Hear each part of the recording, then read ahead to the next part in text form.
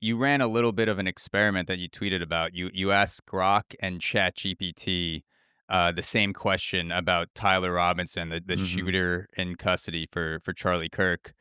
And you asked Grok and ChatGPT about the shooter being a far right troll. And you said that Grok leaned into the idea much harder than ChatGPT, responded more quickly, and then Grok made up a quote from Tyler's father. And it just leaves me thinking, like, if the media is already fractured, what happens when AI starts amplifying these fractures? Like, Yeah. are we fucked like completely? Like, No, what's it is a big problem. I mean, but it's kind of like in some ways a temporary problem. We'll probably have bigger problems later. But right now, people don't understand that ChatGPT isn't like a search engine. It's not just looking things up on the internet and telling you these things. It's basically synthesizing, and Grok the same, synthesizing things from sources and from what it thinks is the case. So with the case with Grok, I was asking, like, is he a groiper? This kind of right wing trolling organization or a group of people, and it made up essentially this quote that's from his father saying, like, I can't remember what he said, but it basically said in Newsweek, Robinson's father said this thing. And I was like, "Oh, well, yeah, where do you find that?" And he said, "Oh, well, here's a link to the article." And he gave me a link to the article, and so I went and looked at the article and said, "Can you quote from the article where he actually said that?" And then Grok was like, On second thoughts, that quote doesn't actually appear in the article. It must have imagined it." yeah. And this is something you see with Grok more, I think, than ChatGPT. Is they're kind of living in the moment. They're just they got a whole bunch of things coming in. It's kind of they're slightly. It's like they're on drugs or something. They're just very very scatterbrained, and they're very very very rapidly doing things, but perhaps not the best way. And I think a lot of people just don't realize that this is what's happening, and they take the first answer that comes along. And often they will have phrased the question in such a way that it kind of leads more towards that answer. And if you Mhm. phrase it a different way, or if you ask it to check more deeply, or if you ask a different AI, like you ask, you know, um, uh, ChatGPT instead of Grok and vice versa, you'll get a completely different answer. So I think people are just not aware of this yet, and as they become more aware of how AI works, they perhaps be less of a problem. However, AI is getting better every day, and it's actually getting more and more, uh, you know, like the answers are higher quality, but in some ways the bad answers are higher quality as well, and it's going to become very difficult for people to distinguish these things. This is a problem in all areas where AI is used. Like, I'm a computer programmer, and I use AI to write the boring bits of the code sometimes, but then sometimes it will make up something that works but is really, really slow or something like that. And if you don't know what you're actually doing, you don't really understand what it's telling you, you just accept it and you move forward, and you've got this really crappy bit of code in your program just because you think that it's right, and it is right 90% of the time. But when it's wrong, it's very wrong. Yeah.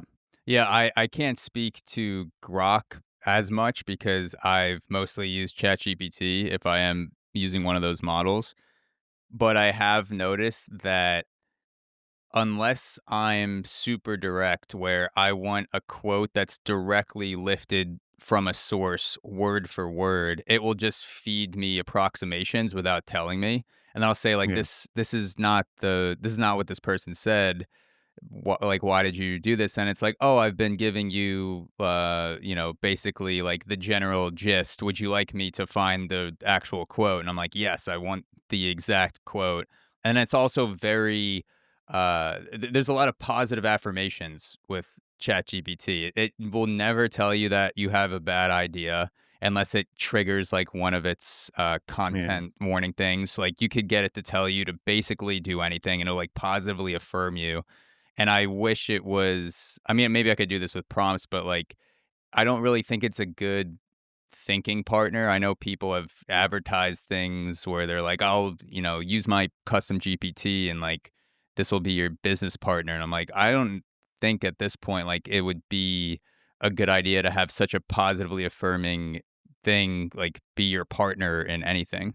Yeah, I think it can obviously be very useful. I mean, I do use it for research and for coding, but you've really got to be aware of its limitations. You got to know that this is something that it's just a mindless robot that's just trying to give you the right answer, but the way it's doing it is very, very rough. It's kind of interesting. Just people think of these AIs as being robots that are programmed in a certain way, but they're programmed now with just English language prompts. Mm, The actual, essentially the highest level code that lies behind it. You've got this massive, essentially neural network, billions and billions of connections. And then lying on top of that, you've got some code that's saying like, be polite to the user. If he asks about suicide, then tell him not to do it. And it's just these very simple rules that that can go wrong because they're just English and they can be interpreted in various different ways. So it's not like we've got like this fine-tuned control over exactly what these robots do. It's very, very rough. Now some types of when you're kind of coding a bot.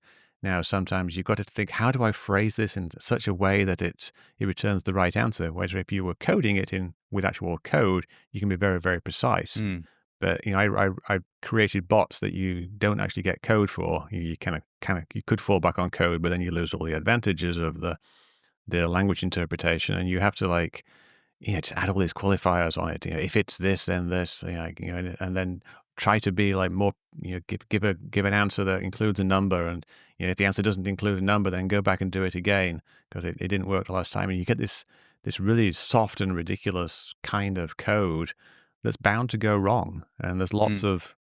lots of bots and lots of implementations of things that are essentially coded using this very, very sloppy, forceful, loose language, and it's going to cause problems. Hey guys, if you like this clip, there's a lot more waiting for you. Join the Zach Show 2.0 to unlock the full video and audio version of this episode, plus bonus content you won't find anywhere else. Exclusive AMAs, the entire back catalog of premium episodes, and the ability to submit topics and questions for future shows. Subscribe today at thezachshow.supercast.com. I'll see you there.